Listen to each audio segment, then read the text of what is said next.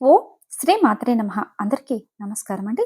2026 సంవత్సరం ఆగస్టు నెల ఆషాఢ మాసంలో వస్తున్నటువంటి సంకటహర చతుర్థి మనకి ఏ డేట్లో వస్తుంది? ఆగస్టు 1 లేదా 2న. ఆ రోజున ఉన్న పీఠం నామం పేరేమిటి? చంద్రోదయ సమయాలు ఎప్పుడున్నాయి? కొత్తగా స్టార్ట్ చేసేవారు ఈ నెల ఈ వ్రతాన్ని మొదలు పెట్టొచ్చా? ఇలాంటి విషయాలన్నీ కూడా ఇవాల్టి వీడియోలో వివరంగా తెలుసుకుందామండి. ప్రతి సంవత్సరం భాద్రపద శుద్ధ చవితి రోజున మనందరం కూడా వినాయక చవితి పండుగను జరుపుకుంటాం కదండి. అయితే సంవత్సరంలో వినాయక చవితి కాకుండా గణపతిని ఆరాధించడానికి ఒక శ్రేష్టమైన రోజు మనకి ప్రతి నెలలో కూడా వస్తుందండి. అదే సంకటహర చవితి. ఏ కారణం చేతనైనా వినాయక చవితిని జరుపుకునే వారు జీవితంలో తరచూ ఎదురయ్యే ఆటంకాలు అధిగమించడానికి ప్రతి నెలలో వచ్చే సంకష్ట గణపతి వ్రతాన్ని ఆచరించడం ద్వారా శుభ ఫలితాలు అయితే పొందవచ్చండి. మానవుల కష్టాల నుండి గట్టెక్కిచ్చేదే ఈ సంకటహర చతుర్థి వ్రతం. గణపతికి అత్యంత ప్రీతిపాత్రమైన తిథులలో ప్రధానమైనది చవితి తిథి. అయితే ఈ చవితి లేదా చతుర్థి పూజను రెండు రకాలుగా ఆచరిస్తారండి. మొదటిది వరద చతుర్థి, రెండవది సంకష్టహర చతుర్థి. అమావాస్య తర్వాత వచ్చే చతుర్థి రోజున చేసే వ్రతంను వరద చతుర్థి అని, పౌర్ణమి తర్వాత వచ్చే చతుర్థి రోజున చేసే వ్రతాన్ని సంకష్టహర చతుర్థి వ్రతం లేదా సంకటహర చతుర్థి వ్రతం అని అంటారండి. ఇందులో వరద చతుర్థి అంటే మనము వినాయక చవితి రోజున ఆచరించే వినాయక చవితి పండుగను వరద చతుర్థి రోజునే చేసుకుంటామండి. సంకటము తొలగించే సంకటహర చతుర్థి వ్రతం మాత్రము పౌర్ణమి తర్వాత వచ్చి 4వ తేదీ రోజునే ఆచరిస్తాము. ప్రతి మాసం కృష్ణపక్షంలో అనగా పౌర్ణమి తర్వాత 3-4 రోజుల్లో చవితి తిథి వస్తుందండి. ప్రదోషకాల సమయంకు అంటే సూర్యాస్త సమయంలో చవితి తిథి ఏ రోజైతే ఉంటుందో ఆ రోజున మనం సంకటహర చవితిని జరుపుకోవాలి. సకల విఘ్నాలకు అధిపతి ఆది దంపతుల కుమారుడైన వినాయకుడు. ఆయనను పూజిస్తే అన్ని సంకటాలు తొలగిపోతాయి. మన జీవితంలో ఎదురవుతున్న ఎలాంటి అడ్డంకులైనా తొలగించేందుకు, ఎలాంటి సమస్యనైనా పరిష్కరించేందుకు వినాయకుడి అనుగ్రహం చాలా అవసరమండి.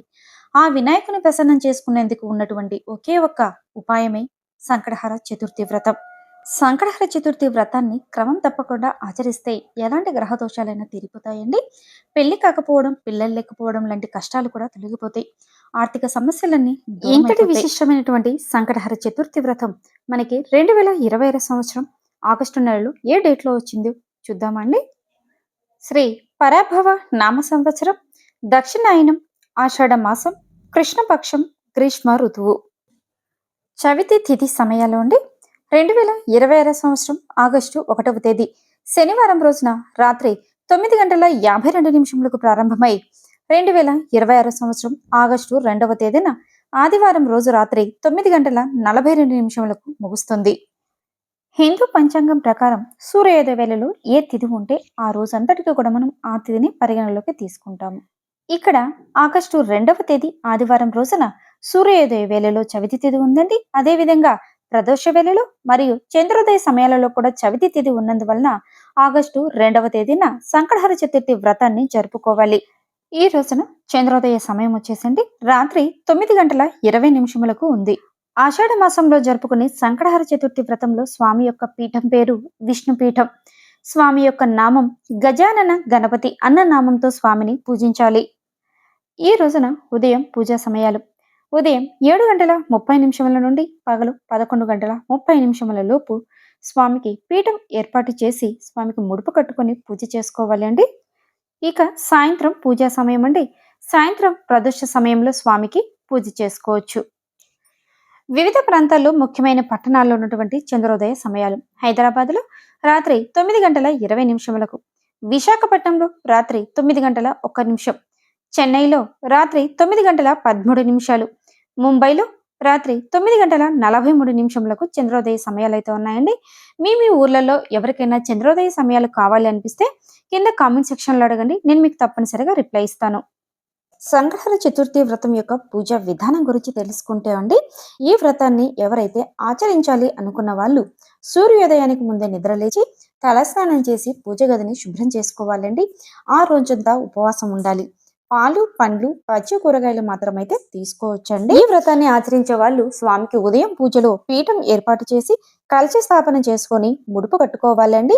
మీ సంకల్పం చెప్పుకుంటూ ఈ ముడుపునైతే కట్టుకోవాలి. మీరు ఎన్ని వారాలైతే ఈ వ్రతాన్ని ఆచరించుకోవాలి అనుకున్నారో అది ముందుగా స్వామికి సంకల్పం చెప్పుకునేటప్పుడే తెలియపరచుకోవాలి అండి. ఇక ఈ ముడుపు ఏ విధంగా కట్టుకోవాలి అంటే తెలుపు రంగు లేదా ఎరుపు రంగు గల 1/2 మీటర్ పొడవు ఉన్నటువంటి ఒక బ్లౌజ్ పీస్ తీసుకోవాలండి. దాన్ని వినాయకుడి స్వామి ముందు పెట్టి అందులో పసుపు కుంకుమలతో అలంకరణ చేసుకోవాలి. తర్వాత మనసులో మీ కోరికను తలుచుకొని 3 గుప్పిళ్ళ బియ్యాన్ని ఆ బ్లౌజ్ పీస్లో వేసిన తర్వాత తమలపాకులో 2 ఎండు ఖర్జూరాలు, 2 బక్కలు దక్షిణ పెట్టి మనసులో ఉన్న కోరికను మరొకసారి తలుచుకొని స్వామికి మూట కట్టుకోవాలి. ఆ తర్వాత సంకటనాశన గణేష స్తోత్రం లేదా గణేష పంచరత్న స్తోత్రం మరియు సంకటహర చతుర్థి వ్రతకథను కూడా చదువుకోవాలి. ఆ మూటను స్వామి ముందు పెట్టి ధూపం వెలిగించి కొబ్బరికాయ లేదా పళ్ళు స్వామికి నివేదించుకోవాలి అండి. ఆ తర్వాత గణపతి ఆలయానికి వెళ్ళి 3 లేదా 11 లేదా 21 ప్రదక్షిణాలు అయితే చేసుకోవాలి. మీ శక్తిని బట్టి స్వామికి గరిక పూజను కానీ గణపతి హోమాన్ని కానీ చేయించుకోవచ్చు అన్నమాట. ఈ విధంగా సూర్యాస్తమయం వరకు పూజ చేసినటువంటి వినాయకుడిని అయితే కదపకూడదండి. సూర్యుడు అస్తమించిన తర్వాత స్నానం చేసి దీపం వెలిగించి మళ్ళీ తిరిగి వినాయకుడికి మన శక్తి కొద్దీ పూజ చేసుకోవాలి. ఇంట్లో సాయంత్రం పూజ చేసుకున్న తర్వాత చంద్రోదయ సమయంలో చంద్రుడిని చూస్తూ ఓం సోమాయ నమః అంటూ మనసులో స్మరించుకుంటూ చంద్రుడికి అర్ఘ్యం సమర్పించుకోవాలండి. మీరు ఈ చంద్రుడికి అర్ఘ్యం సమర్పించుకున్న తర్వాతనే మీ ఈ వ్రతం పూర్తయి ఉన్నట్లు అనమాట. ఇప్పుడు మీరు ఉదయం నుంచి ఉన్న ఉపవాసాన్ని విరమించి భోజనం చేసుకోవచ్చు. ఇకపోతే కొత్తగా ఈ వ్రతాన్ని మొదలు పెట్టాలి అనుకున్న వాళ్ళు ఈ నెలలో ఆచరించవచ్చా అంటే, ఆషాఢ మాసం అంటేనే దేవి దేవతలకు సంబంధించినటువంటి నెల అండి. ఈ మాసంలో చేసే ఏ పూజైనా ఏ వ్రతమైనా రెట్టింపు ఫలితాన్ని ఇస్తుంది. ఈ మాసంలో ఎవరైనా సరే అండి మొదటిసారిగా ఈ సంకటహర చతుర్థి వ్రతాన్ని ఆచరించాలనుకునే వాళ్ళు నిరభ్యంతరంగా కూడా ఈ నెలలో మొదలు పెట్టుకోవచ్చు.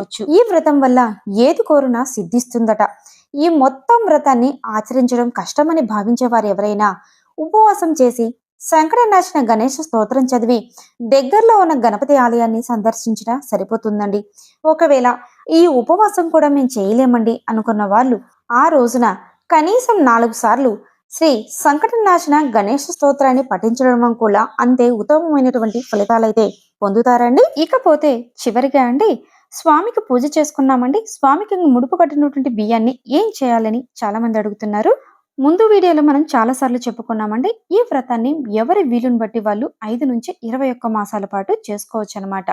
మీరు ఎన్ని నెలలు చేస్తారని స్వామికి సంకల్పం చెప్పుకుంటారో అన్ని నెలలు చేసిన తర్వాత చివరి నెలలో స్వామికి ఉద్యాపన చెప్పే సమయంలో మొదటి నెలలో మనం వ్రతం ప్రారంభించే సమయంలో ముడుపు కట్టి ఉంచుకున్న బియ్యం ఉంటుంది కదండి, ఆ బియ్యంతో రవ్వ తయారు చేసుకొని ఆ రవ్వతో స్వామికి ఉండ్రాళ్ళు తయారు చేసి నైవేద్యంగా నివేదించి అందరికీ పంచిపెట్టాలండి. సంకటహర చతుర్థి వ్రతం యొక్క వ్రత ఫలం. భక్తి శ్రద్ధలతో సంకష్ట గణపతి వ్రతాన్ని ఆచరిస్తే మనకు ఇబ్బంది కలిగిస్తున్నటువంటి అన్ని సంకటాల నుంచి కూడా విముక్తి లభిస్తుందండి. ఇంకా విఘ్నేశ్వరుని అనుగ్రహంతో జ్ఞానం, ఐశ్వర్యం కూడా సిద్ధిస్తాయి. 2026 సంవత్సరం ఆగస్టు నెల ఆషాఢ మాసంలో వస్తున్న సంకటహర చతుర్థి వ్రతం గురించి పూర్తి వివరంగా తెలుసుకున్నారు కదండి.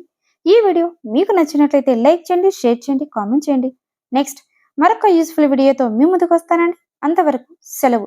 ఓం గం గణపతయే నమః.